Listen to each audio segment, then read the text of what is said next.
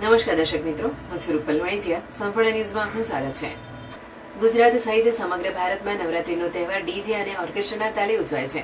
જ્યારે બનાસકાંઠાના વાવ અને થરાદ તાલુકાના સરહદી ગામડાઓમાં આજે પણ પ્રાચીન દેશી ગરબાની પરંપરા જીવંત છે. અહીં ખેલૈયાઓ કોઈપણ સાઉન્ડ સિસ્ટમનો ઉપયોગ કર્યા વગર ગરબે ઝૂમે છે. આ સરહદી વિસ્તારોમાં અનેક એવા ગામડાઓ છે જ્યાં પ્રાચીન ગરબાની પરંપરા જળવાઈ રહી છે. અહીંના લોકો મોઢેથી માતાજીના ગરબા ગાઈને તેમની આરાધના કરે છે. આજના સમયમાં પણ અહીં ઓર્કેસ્ટ્રા કે સાઉન્ડ સિસ્ટમનો ઉપયોગ થતો નથી.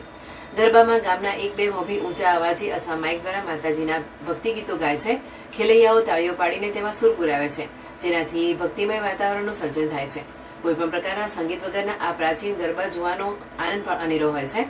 આધુનિક યુગમાં પણ અહીંના યુવાનો પશ્ચિમી સંસ્કૃતિના રંગે રંગાયા નથી. તેઓ અવનવા સ્ટેપ કરીને ગરબા અને ભક્તિરસની મજા માણે છે અને આ પરંપરા ગરબાને જીવંત રાખવા સક્રિય ભૂમિકા ભજવે છે.